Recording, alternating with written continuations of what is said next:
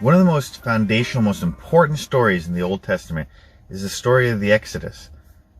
The story that there's these ancient Jews, ancient Israelites who have been enslaved by the country of Egypt, and that Egypt is using them to build buildings, work their agriculture, but that God decides to free them from bondage. And so God talks to one of these Jews, Moses, and tells him that, hey, he's going to use him to free the slaves and take them out of Egypt, and they're going to become their own state. And ultimately, they become the country of Israel after fleeing from Egypt.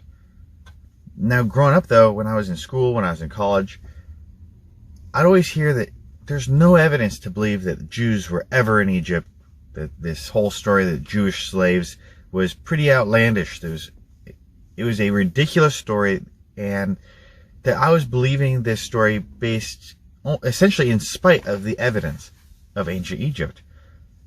I mean, is that true? What did this story even happen? I think it's important for us to understand whether or not this is a true event, because the Bible not only tells this story once when it first happens, but later writers repeatedly refer back to the story of the Exodus as though it is a real historic event.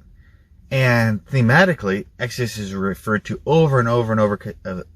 Basically, this idea that God brought the Israelites out of bondage is similar to the way God would like to bring us out of the bondage of our own sin.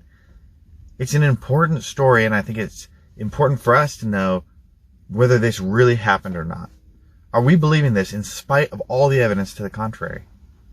I think, though, if we look at the actual evidence, I think we can feel a lot more confident in our beliefs, because it is not the case that there is a robust, full history of ancient Egypt during this time period, and that the Jews are just absent. We have a full understanding of what was going on, but conspicuously, there's no mention of the Jews.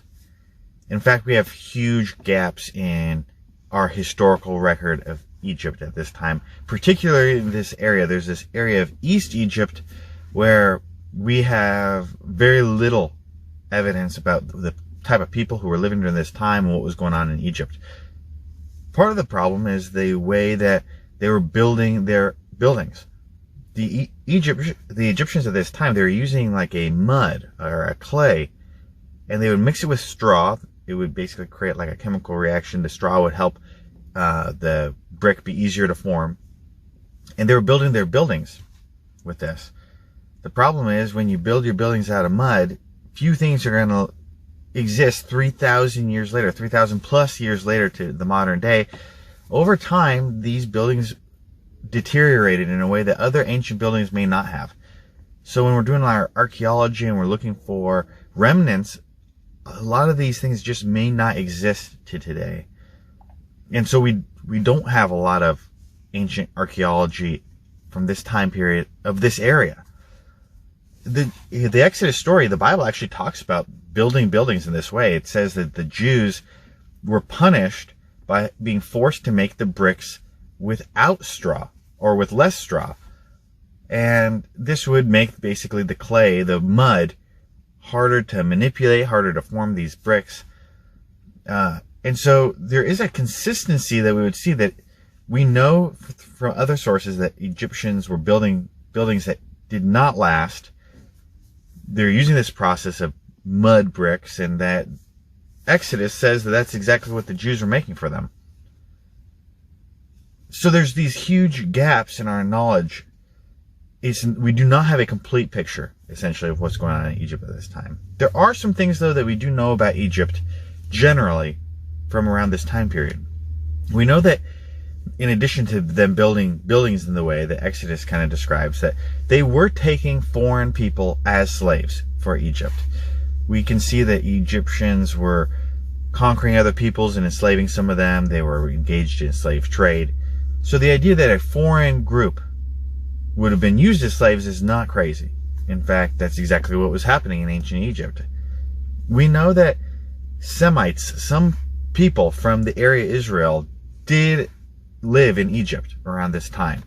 So the idea that the Jews described in Exodus could not have lived in Egypt also is not really consistent with what we're seeing. We may not have a record of this large people group, but we do know that some Jews were likely in Egypt during this time. The idea that the Exodus story, that this group of people, this minority within Egypt that's been enslaved, would attempt or even successfully leave the country, also is actually kind of consistent with what we see in the ancient world. We have records of other people group from around this time, where a minority group within the country would have their own exodus. They would leave their rulers and try to set up shop as their own community. So the idea that the Jews would, if they were a minority living in Egypt, would leave or even potentially successfully leave also is not a really outlandish idea. So the story of Exodus, if we look at the historical events that are depicted in the book of Exodus, they're consistent with some of the things we know about the ancient world at this time, ancient Egypt. We don't believe this story in spite of some type of evidence to the contrary that would say the opposite could have occurred, or that this idea that the Jews were enslaved could not be.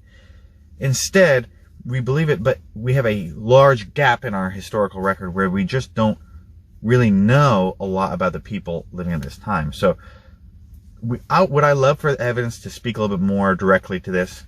Absolutely. And hey, I can hold out hope that maybe in the future some type of archaeology, some type of new scientific process helps us to have a better understanding or to identify something in the ancient world that would say with more certainty that the Jews lived there. Absolutely. But the story of the Exodus is not inconsistent with what we know of the ancient world. We're not believing a fairy tale or believing something that's totally outlandish. It's absolutely reasonable to believe that a story like Exodus could have happened based on what we know of the ancient world and ancient Egypt. So we don't believe this in spite of the evidence. Throughout the Bible, we do see that the Old Testament does keep reliable historical records. We don't have a complete understanding of the ancient world outside the Bible, like with external evidence, but when we do have evidence, we can compare it to the Old Testament. We see the Old Testament is a generally reliable historical document.